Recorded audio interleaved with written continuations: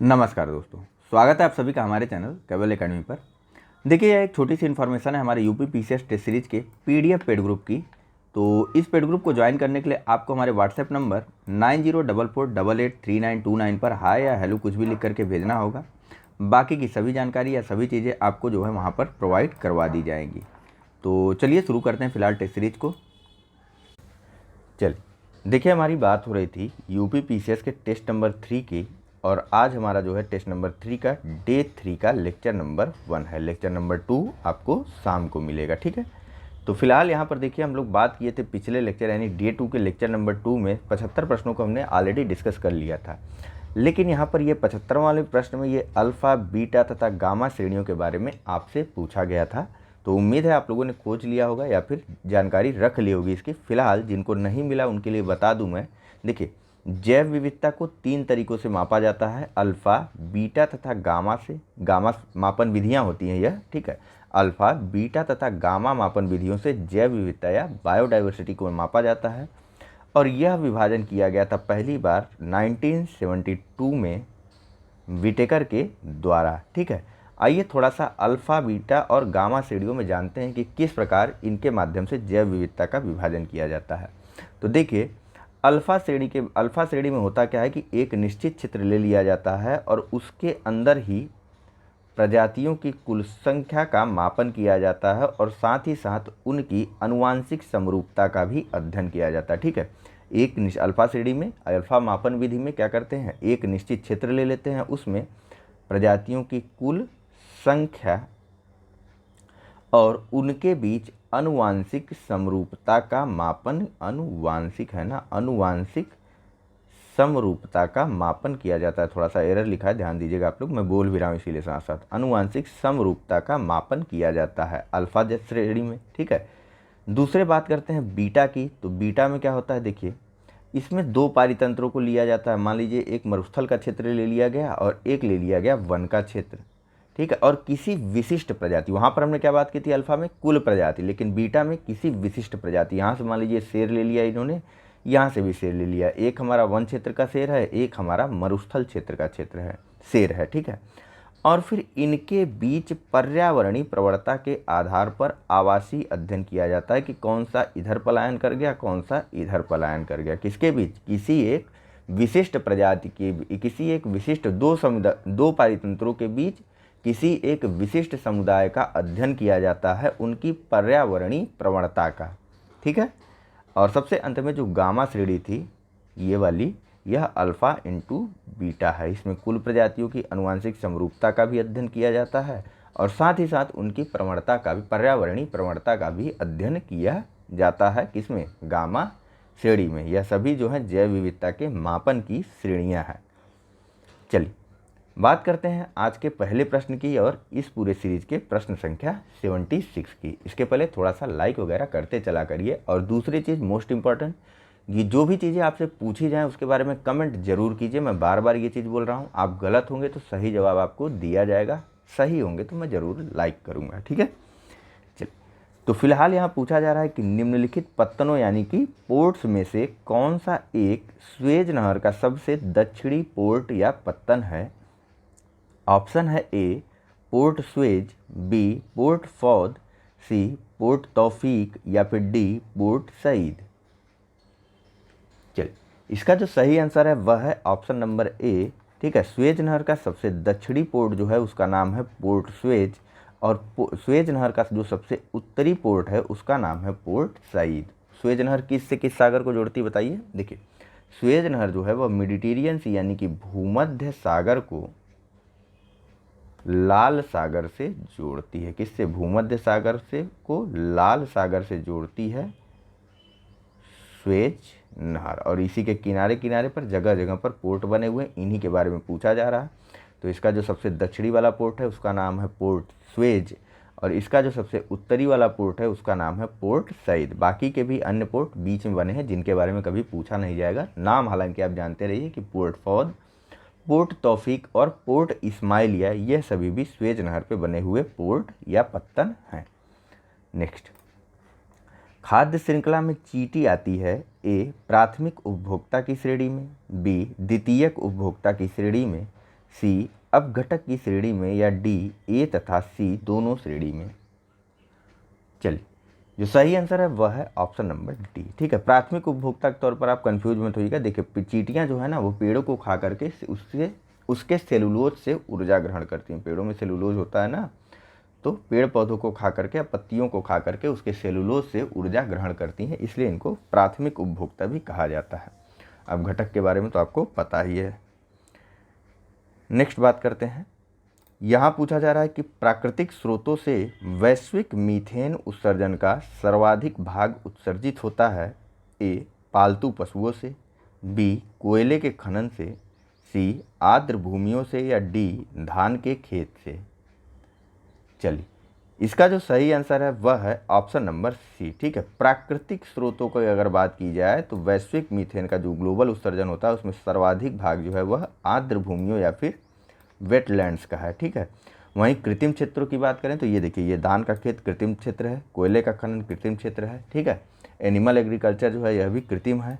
तो यहाँ पर प्राकृतिक कितने हैं, तो कंफ्यूज मत हुआ करिए। अन्य प्राकृतिक स्रोतों की बात करें तो ज्वालामुखी, समुद्र, परमाफ्रॉस्ट आदि जगहों से भी मीथेन गैस का प्राकृतिक रूप से उत्सर्जन होता है। ठीक है, वहीं बात करें अगर कृत्रिम क्षेत्रों की, तो कृत्रिम क्षेत्रों में सर्वाधिक वैश्विक मीथेन का उत्सर्जन होता है फॉसिल फ्यूल के माध्यम से। ठीक है, और दूसरे नंबर पर होता है एनिमल एग्रीकल्चर से 30% के आसपास लगभग। तीसरे नंबर पर बात करें तो ह्यूमन वेस्ट एक से लगभग 18% का उत्सर्जन होता है। चौथे नंबर पर बात करें प्लांट एग्रीकल्चर से होता है मीथेन का उत्सर्जन लगभग 15%, और बाकी अन्य से होता है 4% के आसपास। ठीक है, परसेंटेज में याद मत रखिए उतना। ठीक है, यह जानते रहिए किससे ज़्यादा और किससे कम होता है। नेक्स्ट, वर्ष 2011 की जनसंख्या अनुसार उत्तर प्रदेश के न्यूनतम जनघनत्व वाले 3 जिले हैं क्रमशः। ए ललितपुर, सोनभद्र, हमीरपुर, बी सोनभद्र, हमीरपुर, ललितपुर, सी ललितपुर, हमीरपुर, सोनभद्र, या डी ललितपुर, महोबा, सोनभद्र। चलिए, इसका जो सही आंसर है वह है ऑप्शन नंबर ए। ठीक है, सर्वाधिक 2011 की जनगणना के अनुसार उत्तर प्रदेश के न्यूनतम जनसंख्या घनत्व में स्थान है ललितपुर, सोनभद्र और हमीरपुर का, जिसमें ललितपुर का जनसंख्या घनत्व है 242, यानी कि सबसे कम। उसके बाद स्थान आता है सोनभद्र का, यहाँ का जनसंख्या घनत्व है 270 व्यक्ति प्रति किलोमीटर। और उसके बाद स्थान आता है हमीरपुर का, यहाँ का जनघनत्व है 275 व्यक्ति प्रति किलोमीटर। ठीक है, जनघनत्व का क्या मतलब होता है कि 1 किलोमीटर में इतने व्यक्ति रहते हैं। तो ललितपुर के 1 किलोमीटर में 242 व्यक्ति रहते हैं, सोनभद्र में 1 किलोमीटर के क्षेत्र में 270 लोग रहते हैं, और हमीरपुर में 1 किलोमीटर के क्षेत्र में रहते हैं 275 लोग। थोड़ा सा पेन बदल लूँ ना, ये कलर थोड़ा सा फेड आ रहा है। वहीं अगर बात करें उत्तर प्रदेश के जनघनत्व की जनगणना 2011 के अनुसार, तो यह 828 है। ठीक है, चलिए नेक्स्ट बात कर लेते हैं। पूछा जा रहा है कि निम्नलिखित कथनों पर विचार करें। पहला, वर्ष 2011 की जनगणना अनुसार उत्तर प्रदेश में महिला साक्षरता में कानपुर नगर की साक्षरता लखनऊ से अधिक है। दूसरा, उत्तर प्रदेश में न्यूनतम महिला साक्षरता वाला जिला बलरामपुर है। सत्य कथन चुनना है आपको। ऑप्शन है ए केवल 1, बी केवल 2, सी दोनों 1 और 2, या डी न तो 1 न ही 2। चलिए, इसका जो सही आंसर है वह है ऑप्शन नंबर ए। ठीक है, देखिए, उत्तर प्रदेश का सर्वाधिक साक्षर जिला में कानपुर नगर आता है महिलाओं की साक्षरता के मामले में। जाहिर सी बात है लखनऊ से यहाँ की साक्षरता अधिक ही होगी। ठीक है, बात करते हैं सेकंड ऑप्शन की। तो जो उत्तर प्रदेश का न्यूनतम महिला साक्षरता वाला जिला है वह है श्रावस्ती, न कि बलरामपुर। क्या है? श्रावस्ती है उत्तर प्रदेश का न्यूनतम महिला साक्षरता वाला जिला, जनगणना 2011 के अनुसार। वहीं बात करें अगर उत्तर प्रदेश में कुल महिला साक्षरता की, तो यह है 57.2%। ठीक है, उत्तर प्रदेश की कुल महिला साक्षरता कितनी है? तो 57.2%। नेक्स्ट, भारत में स्थित निम्नलिखित झीलों में से कौन सी एक केरल में स्थित नहीं है? ए वेम्बनाथ, बी पेरियार, सी अष्टमुडी या डी कोलेरू? चलिए, इसका जो सही आंसर है वह है ऑप्शन नंबर डी। कोलेरू झील जो है यह केरल राज्य में स्थित नहीं है। केरल में वेम्बनाड, पेरियाल और अष्टमुडी झील स्थित हैं। कोलेरू झील कहाँ है? तो कोलेरू झील आपको देखिए आंध्र प्रदेश को देखिए, और वहाँ पर कृष्णा और गोदावरी नदियों का डेल्टा देखिए, वहाँ पर आपको यह कोलेरू झील दिख जाएगी। कोलेरू झील एक फ्रेश वाटर यानी कि मीठे पानी की झील है और यह एशिया की सबसे बड़ी उथले पानी में स्थित मीठे पानी की झील है। ठीक है, उथले पानी में स्थित मीठे पानी की झील है। ज़रा उथले पानी का अर्थ बताइए तो कमेंट कीजिए, ज्योग्राफी पढ़ी होगी ना आपने। नेक्स्ट, निम्नलिखित में से किस एक स्थान पर भारतीय प्रतिभूति एवं विनियमन बोर्ड यानी कि सेबी का क्षेत्रीय कार्यालय नहीं है? ए अहमदाबाद, बी दिल्ली, सी कोलकाता या डी पुणे? चलिए, इसका जो सही आंसर है वह है ऑप्शन नंबर डी। ठीक है, देखिए सेबी की स्थापना यानी कि सिक्योरिटी एंड एक्सचेंज बोर्ड, यहाँ देखिए securities and exchange board of India, इसकी स्थापना वर्ष 1992 में की गई थी, 1992 में की गई थी। इसका हेडक्वार्टर यानी कि मुख्यालय जो है वह मुंबई में है और इसके 4 रीजनल ऑफिस हैं। एक तो कोलकाता में है, दूसरे अहमदाबाद में है, तीसरे दिल्ली में है और चौथा जो है वह चेन्नई में है। ठीक है, पुणे में नहीं, चौथा इसका रीजनल कार्यालय या फिर क्षेत्रीय कार्यालय जो है वह चेन्नई में है। बात करते हैं अगले प्रश्न की। यहाँ पूछा जा रहा है कि निम्नलिखित यूरोपीय देशों में कौन सा बाल्टिक राज्यों के अंतर्गत सम्मिलित है? पहला स्लोवाकिया, दूसरा लिथुआनिया, तीसरा लाटविया और चौथा एस्टोनिया। कूट है ए 1, 3 तथा 4, बी 2, 3 तथा 4, सी 1 तथा 3 या डी उपरोक्त सभी? चल, इसका जो सही आंसर है वह है ऑप्शन नंबर बी। देखिए स्लोवाकिया जो है यह मध्य यूरोपीय राज्य है और यह एक लैंडलॉक्ड यानी कि स्थल रुद्ध देश है। ठीक है, लैंडलॉक कंट्री है स्लोवाकिया और मध्य यूरोप, या फिर आप यूँ कह लीजिए, थोड़ा सा यूरोप की बात हो रही तो इंग्लिश में करते हैं कि सेंट्रल यूरोप में स्थित है स्लोवाकिया। बाकी यह 3 राज्य यानी कि देश लिथुआनिया, लाटविया और एस्टोनिया, यह तीनों बाल्टिक सागर के किनारे हैं और इन्हें सामूहिक रूप से बाल्टिक राज्य या बाल्टिक नेशंस बोला जाता है। नाम मैं फिर से बोल दे रहा हूँ, याद कर लीजिएगा आप लोग, लिथुआनिया, लाटविया और एस्टोनिया। ठीक है, चलिए नेक्स्ट बात करते हैं बाल्टिक सी की लोकेशन। आप लोग जरूर देख लीजिएगा, नहीं मिल रहा तो लंदन को यहाँ पे देखिएगा, यहाँ पर आपको लिथुआनिया, लाटविया और एस्टोनिया दिख जाएंगे और बीच में आपको दिख जाएगा बाल्टिक सागर। वहीं स्लोवाकिया की लोकेशन देखने के लिए आप यहाँ पर आ जाइएगा, आपको यहाँ पर वो क्या कहते हैं, अरे पोलैंड वगैरह के बीच में आप आएंगे, थोड़ा सा नीचे आएंगे, यूक्रेन के पास आएंगे तो यूक्रेन से टच होकर के आपको यूक्रेन के थोड़ा सा पश्चिम में आप देखेंगे तो सटा हुआ बॉर्डर है स्लोवाकिया और यूक्रेन का। ठीक है, चलिए यहाँ बताइए, पूछा जा रहा है कि निम्नलिखित, थोड़ा मैप करते चला करिए जब भी ज्योग्राफी में मैप से रिलेटेड प्रश्न पूछे जाएँ। ठीक है, निम्नलिखित कथनों पर विचार करें, आदत डालिए मैप को देखने की। पहला, ऑस्ट्रेलिया महाद्वीप से होकर केवल मकर रेखा गुजरती है। दूसरा, ब्राज़ील से विषुवत एवं मकर दोनों रेखाएं गुजरती हैं। और तीसरा, मध्य अमेरिकी देशों में केवल ग्वाटेमाला से कर्क रेखा गुजरती है। चलिए, इसका जो सही आंसर है वह है ऑप्शन नंबर, अरे ऑप्शन तो मैंने आपको दिखाया ही नहीं, सत्य कथन चुनना है आपको। ऑप्शन है ए केवल 3, बी 2 और 3, सी 1 और 2 या डी इनमें से कोई नहीं। ये रहे आपके विकल्प और यहाँ पर से आप टिक कर लीजिए कौन कौन सा सही है कौन कौन सा नहीं दिख पा रहा है वो तो। चलिए, इसका जो सही आंसर है वह है ऑप्शन नंबर सी, यानी कि पहला दूसरा सही है, तीसरा गलत है। थोड़ा सा अपना मैप उठाइएगा, वर्ल्ड का मैप खोलिएगा, बीच में देखिएगा एक गुजर रही है ऐसे भूमध्य या 0 डिग्री लाइन आप देख लीजिए। ठीक है, इसके ऊपर आपको दिख रही होगी यहाँ पर, अरे नीली ही पेन ले लिया मैंने। ठीक है, तो इसके ऊपर आपको यहाँ दिख रही होगी एक रेखा, इस रेखा का नाम क्या है? 0 डिग्री लाइन के जो ऊपर से रेखा गुजरती है उसका नाम क्या है? और 0 डिग्री लाइन के जो नीचे से रेखा गुजरती है उसका नाम बताइए आप। दूसरी पेन ले लेता हूँ मैं।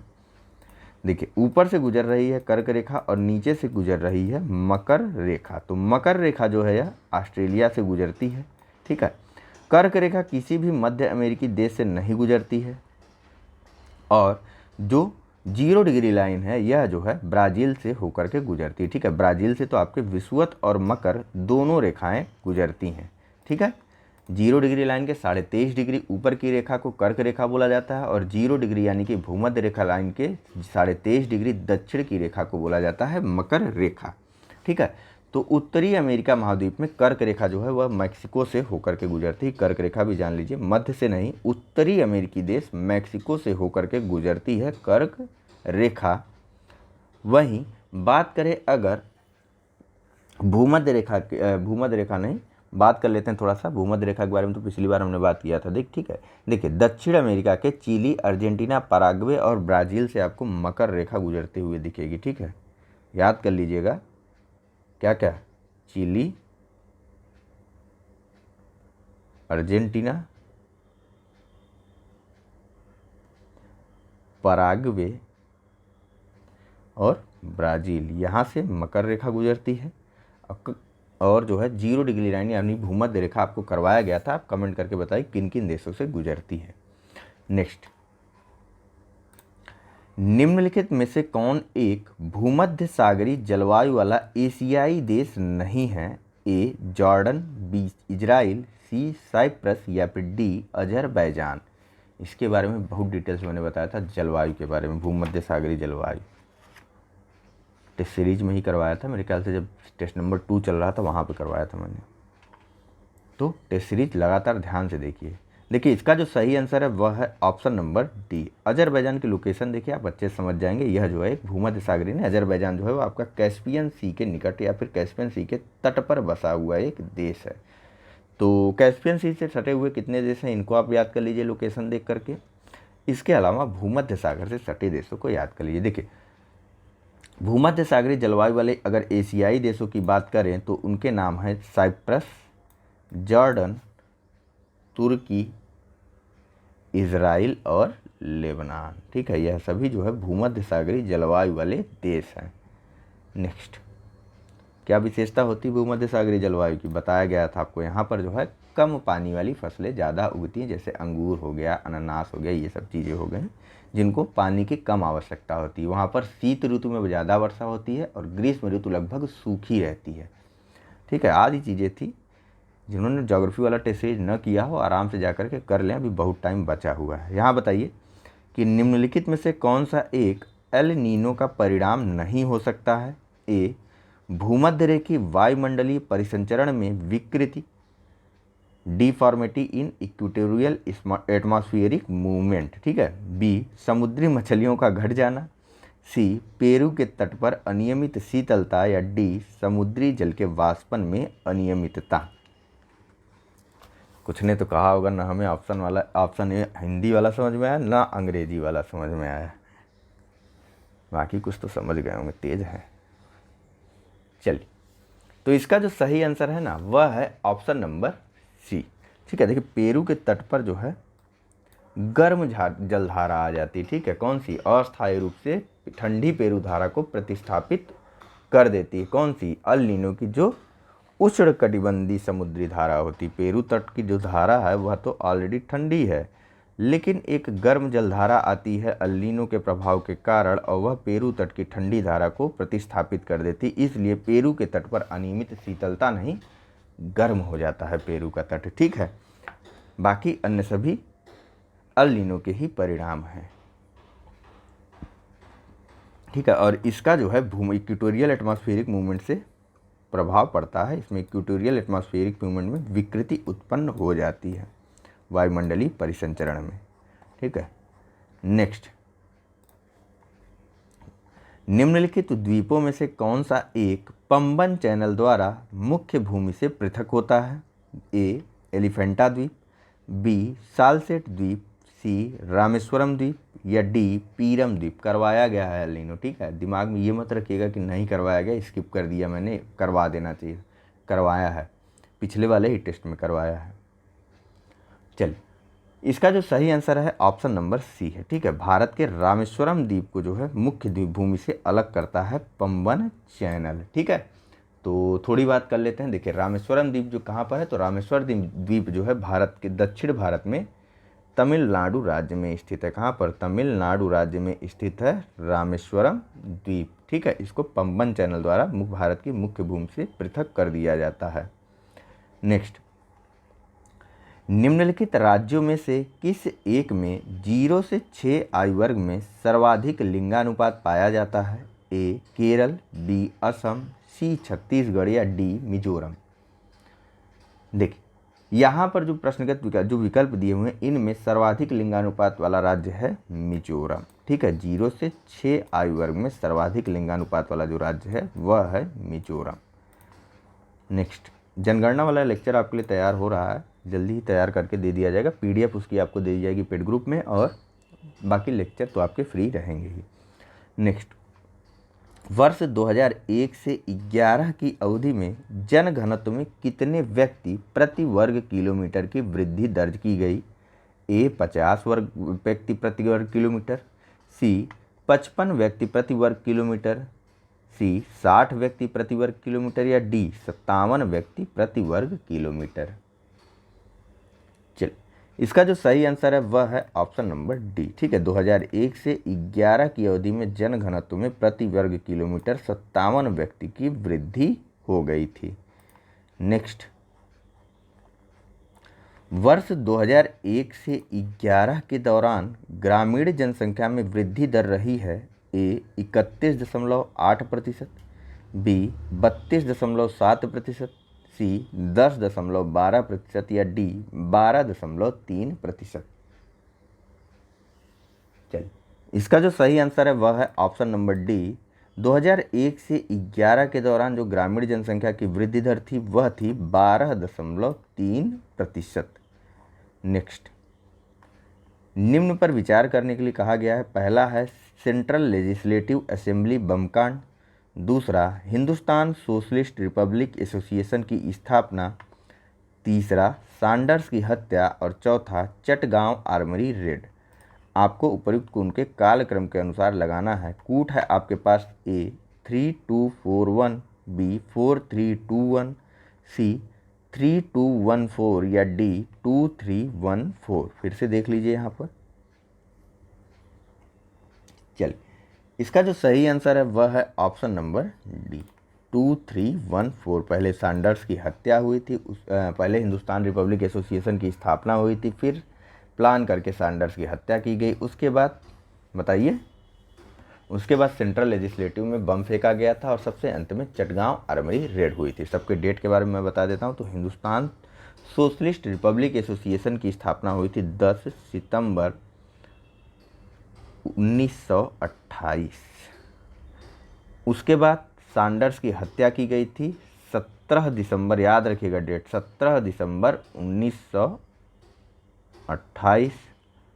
फिर उसके बाद जो है सेंट्रल लेजिस्लेटिव में बम फेंका गया था, असेंबली बम कांड जो हुआ था वह हुआ था 8 अप्रैल 1929 और सबसे अंत में चटगांव आर्मरी रेड हुई थी और यह हुआ था 18 अप्रैल 1930 में। ठीक है, चलिए चलते हैं अगले प्रश्न पर।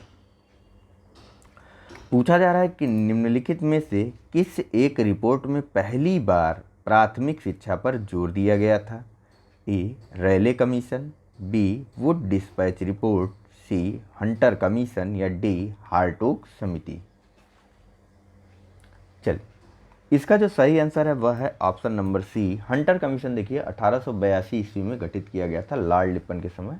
ठीक है, और इसका उद्देश्य क्या था? जो वुड डिस्पैच आया था 1854 का, इसके बारे में जांच करना या इसकी प्रगति का मूल्यांकन करना उद्देश्य था हंटर कमीशन का। और इसी हंटर कमीशन ने पहली बार प्राथमिक शिक्षा पर जोर देने की बात कही थी। ठीक है, कि प्राथमिक शिक्षा पर भी ध्यान दिया जाए। नेक्स्ट बात करते हैं। पूछा जा रहा है कि जलियांवाला बाग हत्याकांड की जांच के लिए मदन मोहन मालवीय की अध्यक्षता में बनाई गई समिति का सदस्य कौन एक नहीं था? ऑप्शन है ए Motilal Nehru, B Mahatma Gandhi, C R दास या फिर डी अबुल कलाम आज़ाद। यह वाला प्रश्न भी आपको करवाया गया था। वहाँ पर प्रश्न यह था कि ब्रिटेन अंग्रेज़ों द्वारा बनाई गई समिति में कौन सदस्य नहीं था। यहाँ पर सदस्य है कि कांग्रेस द्वारा बनाई गई समिति में कौन सदस्य नहीं था, और वहाँ पर मैंने दोनों को बताया था कि अंग्रेज़ों द्वारा बनाई गई समिति के कौन कौन सदस्य थे और कांग्रेस द्वारा बनाई गई समिति के कौन कौन सदस्य थे। यह हुआ था आपके टेस्ट नंबर 1 में। किसी भी चीज़ को छोड़िए मत, ठीक है।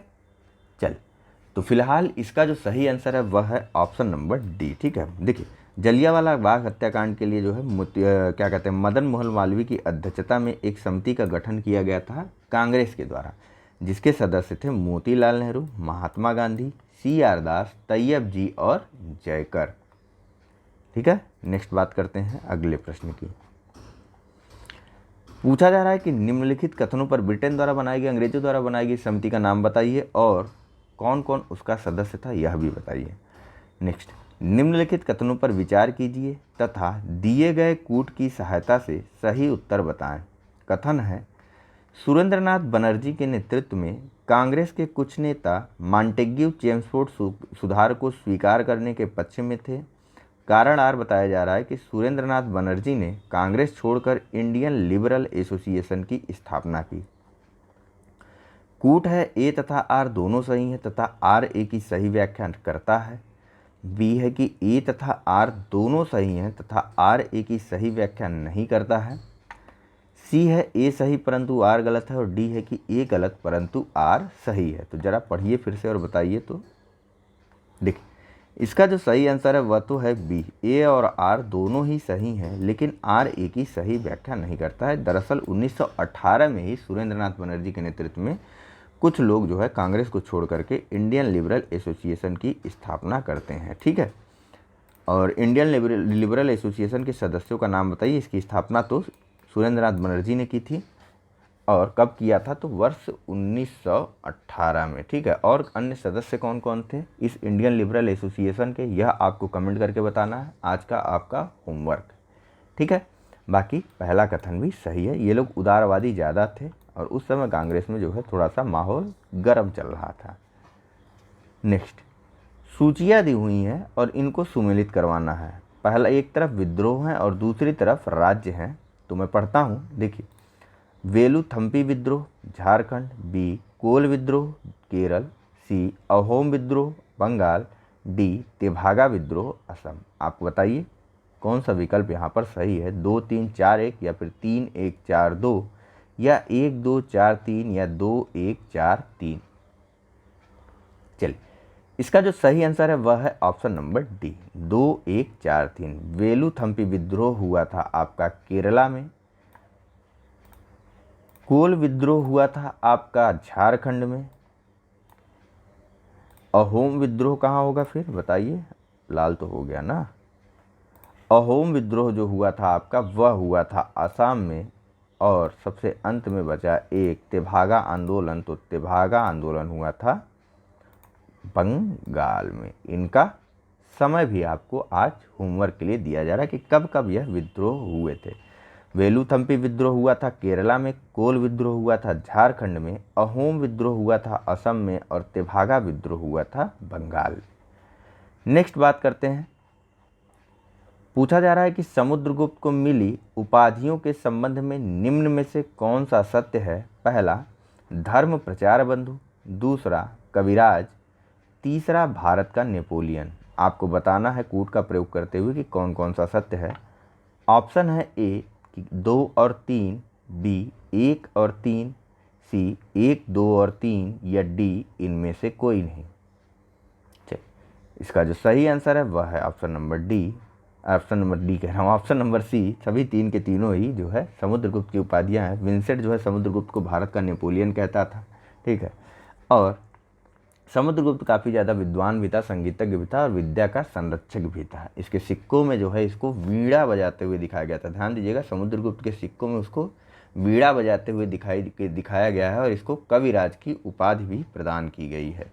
वहीं समुद्रगुप्त के प्रयाग प्रशस्ति लेख में जो है उसको धर्म प्रचार बंधु भी कहा गया है, ठीक है। तो बताइए समुद्रगुप्त का यह प्रयाग प्रशस्ति लेख किसने लिखा था। बात करते हैं अगले प्रश्न की। कथन और कारण के रूप में है। पूछा जा रहा है कि गर्भवती महिलाओं का कथन है कि गर्भवती महिलाओं को विशेषकर पहली तिमाही में उनके आहार में हरे पत्ते वाली सब्जियां पर्याप्त मात्रा में लेने की सलाह दी जाती है। कारण आर बताया जा रहा है कि हरे पत्ते वाली सब्जियां फोलिक अम्लों के प्रचुर स्रोत हैं जो डीएनए संश्लेषण हेतु आवश्यक है। कूट है ए तथा आर दोनों सही हैं तथा आर ए की सही व्याख्या करता है। बी है कि ए तथा आर दोनों सही हैं तथा आर ए की सही व्याख्या नहीं करता है। सी है ए सही परंतु आर गलत है और डी है कि ए गलत परंतु आर सही है। तो चलिए ज़रा बताइए तो कौन सा इसमें सही है। ठीक है, इसका जो सही आंसर है वह है ऑप्शन नंबर ए।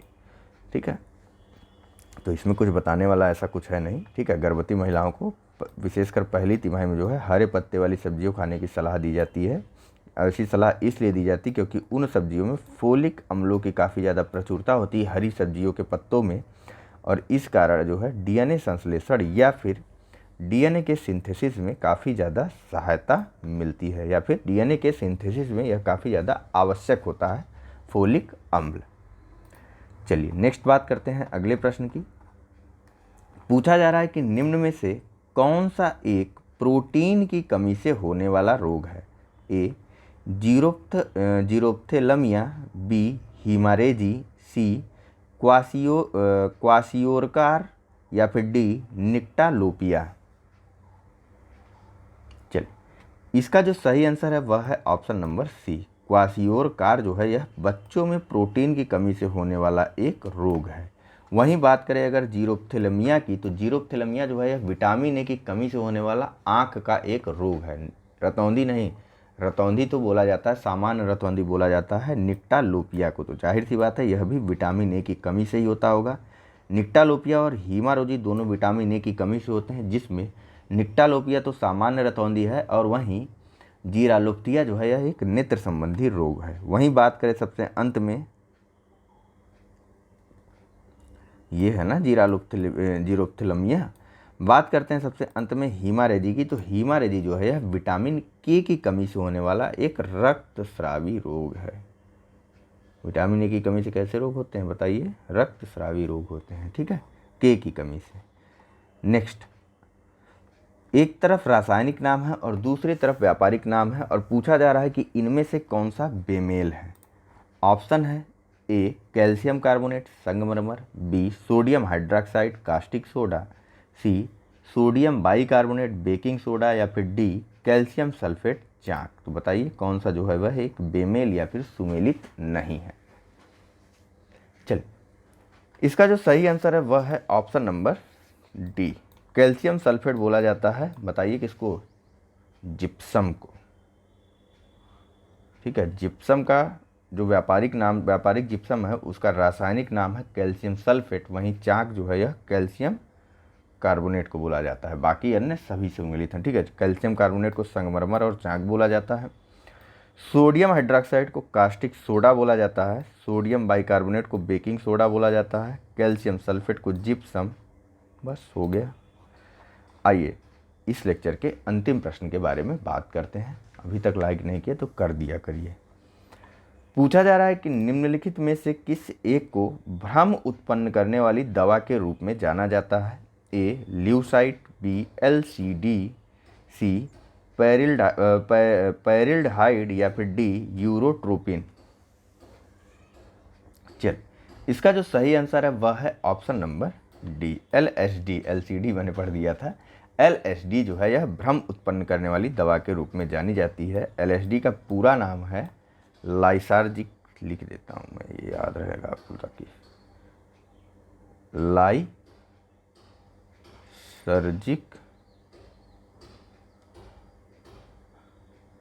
अम्ल